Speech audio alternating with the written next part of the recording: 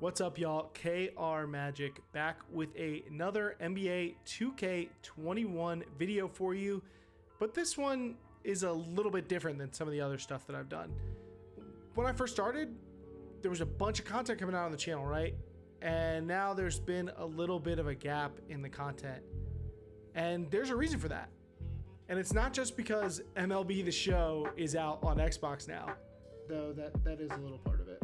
No, a big part of it for me is the content, because recently this happened. And this happened.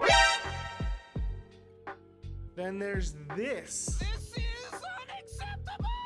Really? I mean, what are we doing here? What am I looking at? What is this? Holy Jesus. What is that? What the fuck is that? On April 23rd, 2K released the brand new Warped Reality set.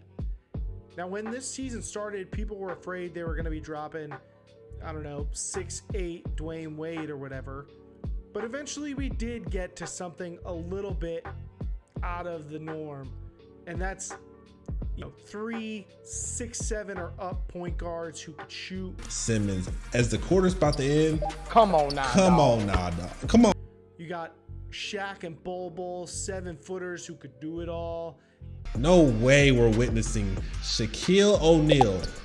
Goodbye. Eddie Curry, even, as a budget option. I mean, even the budget cards in this set change the game for anybody below that top tier level player. And for me, that's not really what I'm looking for. But I'm not really the majority. I mean, I gotta realize when I go to play 2K that I have a specific perspective that I'm looking at it from. There's some things that I want from the game. And I think we should all keep that in mind when we criticize 2K or the community or something like that. Not everyone sees everything from the same perspective that we do.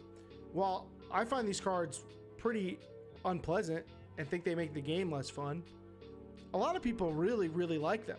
And there's some people who agree with me, but a lot of people, they're really happy to see these cards. So I went to the MyTeam subreddit to find out what other people thought about the Warped Reality cards and if they like how they impacted the game.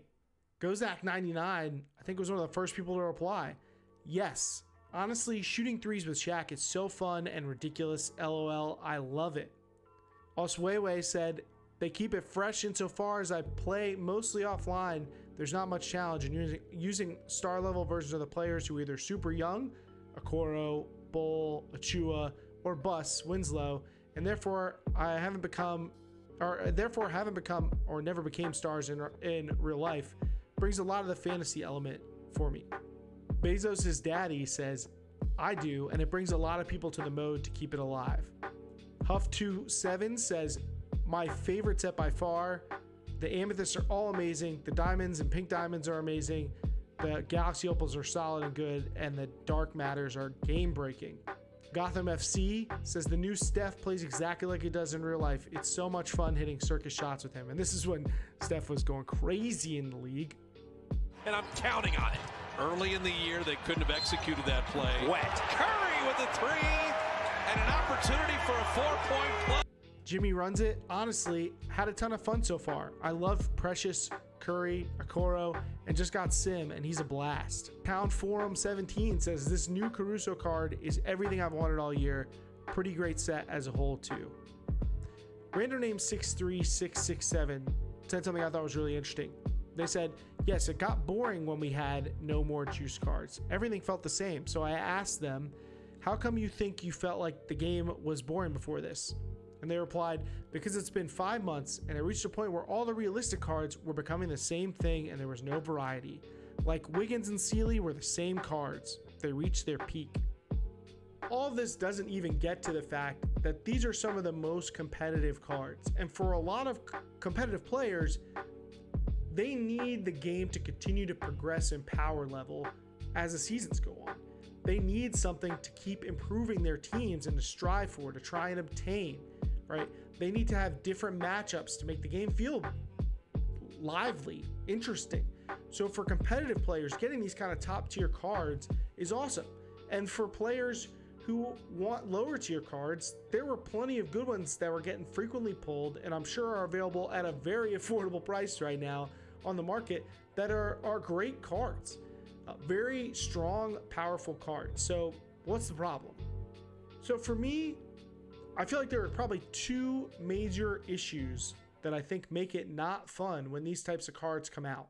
Let's take a look at the thread, because some of the other posters kind of spoke to some of the concerns that I have, and so I'll be able to enumerate them. But this is another one that I think isn't a big one for me, but A. Felsness says, nope, fuck this Space Jam shit with 3-point shooting Shaq and Simmons and overpowered Bol. Cards should do what they do in real life, or what they did in real life. That's not a big factor for me. You know, I've come to accept that this is an arcade mode. It's not play now. Is it as arcadey as NBA Jam or NBA Street or even like, you know, the park? Not quite. I've come to accept the fact that this is not simulation basketball, and it's not intended to be. But I will say I feel like there is a little bit of a balance. You know, there's always a balance between finding gameplay mechanics that are fun and that are realistic, and like trying to figure out what that looks like, because you could have a game where people could do all sorts of crazy stuff and it still might not be fun. But I think you have to take out some of the realism to make it fun. So like, I think in the game, people are better 3-point shooters than they are, and better dunkers than they are, and that's in the name of fun. So I think that's healthy. But I do think there's a line that maybe doesn't need to be crossed as far as getting crazy with players who can't do stuff. Like, I don't know, it doesn't bother me, I guess, that they come out with a glitch John Stockton that can dunk like crazy. That's fun. Or that Terry Dissinger, who obviously didn't play like he does in this game, or John Havlicek, like, it's fine that they get updated and play with modern dribble moves and modern dunk packages and stuff. Like, I think they should be put into the modern game for the sense of continuity between these modern stars and these older players. Otherwise, they just wouldn't be able to compete. But there's something about, you know, Bol, who frankly has done almost nothing in the NBA, and odds are probably won't really do anything in the NBA. Could I be wrong? Sure. I'm not trying to say the guy's not talented and has a very unique skill set. That's all true. But I think you got to say that the betting odds favor that Bol will never be a notable player in the league outside of his unique skill set. That's just the way that it is. And now he looks like one of the best players in the game. I mean, we know that stuff's going to happen. Eddie Curry is back as, again, one of the best players in the game for some damn reason. Look at how good J.R. Smith is in 2K every year, even though in the league he wasn't all that. He wasn't like this. You know what I'm saying? Like, I used to joke in 3-Point Shots Twitch chat, find you someone who thinks you are as good as 2K thinks Cam Reddish is, because we keep getting fire Cam Reddish cards, and this dude, he barely a starter level player in the NBA. But so the realism factor, though, isn't the big one for me. Let's look at some of the other stuff that people said in this Reddit thread, because I think it gets to some of the point. You know, CJ Sue, Lord knows if I'm saying that the way that they intended, it had a pretty long post, and I think it's interesting. So I encourage you to go to the thread and read it. That'll be linked in the description below. But you know, they said, I absolutely despise 2K for these types of cards. They take any realism that the MyTeam game mode has and throws it in the trash. But that's not what I want to get to. Really, what they said that's really interesting to me is that it'd be more fun, in my opinion, if players had realistic attributes. This would still lead to some major mismatches. For example, Giannis at center would be untouchable based on his speed alone. I still think the game would be more enjoyable, though, if players really had to use cards to their strengths, make more diverse cards with strengths and flaws. I find the early parts of the game, you know, maybe like the second month through the third month, those parts are the best part for me. And one of the reasons I like limited is because cards that have flaws make you make choices. When you have a card that, for example, is a great defender and nice interior scorer, but is kind of slow and can't shoot, you have to decide, or is that trade-off worth it for me? You know, if it's a power forward, for example, Am I willing to put a player like that on the floor? And if I do, because I want to get the benefits of their great defense and interior scoring, how can I build the rest of my lineup around them to compensate for that?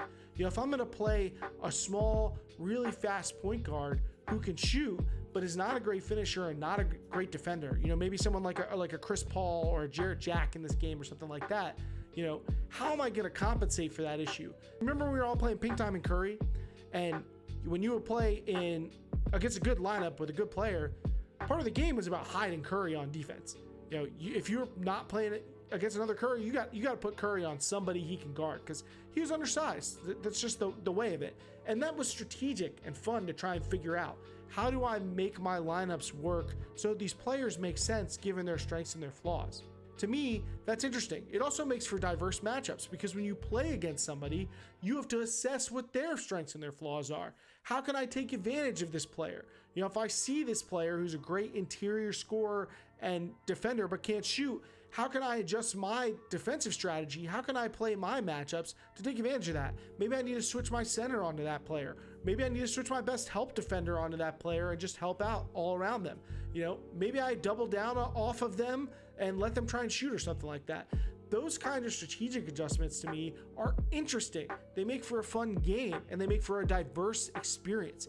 When you load into a game, you don't have to think I'm going to play the same game every time. And that brings me to the biggest thing about these cards that troubles me.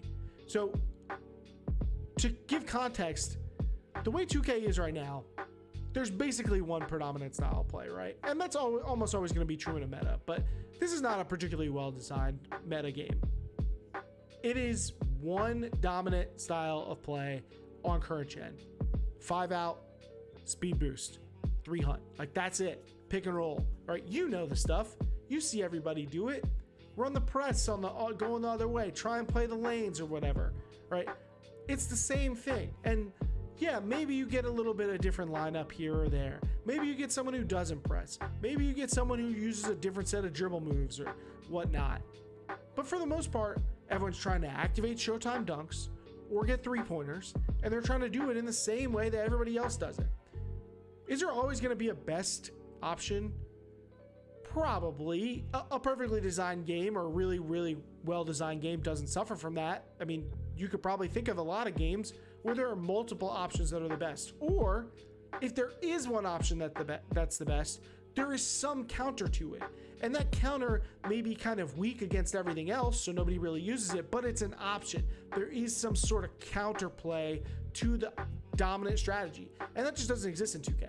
So that's part of the problem, is there's no game balance. There's one optimal way to play, and a big part of that to me is the power of the speed glitch, but also, you know, the power of the 5 out, the inability to play help defense or stay in front of people. Like all that stuff is kind of tricky. The thing with these players and these cards is that this is the beginning of the worst part of the game to me, which is where everybody is the same, right? So Shaq is 7'2" or whatever. Ben Simmons is 6'10". But guess what? Everybody's getting the same animations. Everybody's getting every badge. Everybody's rocking 50 Hall of Fames, 20 golds. They have every badge. All their shots are on quick. Everybody's got the best dribble packages. Everybody who is eligible to curry is currying, right? Everybody, right? It's the same. And when you end up with a lineup where everybody is 6'10" through 7'2" and can do everything on the court, defend on the perimeter, block shots, attack the basket, dunk, shoot threes, dribble. When everybody can do that, everybody's fast, right? Suddenly you're just playing a game of 5 of the same dude against 5 of the same dude. And the only thing that separates them, like even slightly, maybe a little bit of the badges and the jump shot animation. I'm not trying to play jump shot animation selector 2K21. That's not interesting to me. And I don't want to load up into every game where everybody's playing the same style and might as well have the same lineup because all 5 dudes do all the same things. That's not fun to me. There's no decisions involved anymore. You don't have to think about what are the strengths and weaknesses of my team. You don't have to think about how am I going to adjust to what my opponent's doing. They're going to do the same thing and all their players are going to be the same. And chances are all your players are going to be the same. If I told you you could play NBA 2K21 but there was only one offense, and every player was the same guy, right? Maybe it's, I don't know, it's Kobe Bryant, right? Every player is Galaxy Opal Kobe Bryant. 10 Kobe Bryants on the court. One offensive style. No other options, right? Nobody would want to play that game. That's not fun. I get it. I'm different than most people in that I like a lot of the analytical side, the tactical side of basketball. That's really interesting to me, and I know that that's not for everyone. So I don't want to say that like this is inherently bad and unhealthy for the game, because like someone said in that Reddit thread, there are a lot of people who this is what they play MyTeam for. This is what gets them to buy packs. 2K is always going to do what gets you to engage with the game and spend money on the game. All right. The best thing you can do is buy stuff on the game, and the second best thing you can do on the game for them is play the game. You think they don't know how much you play the game?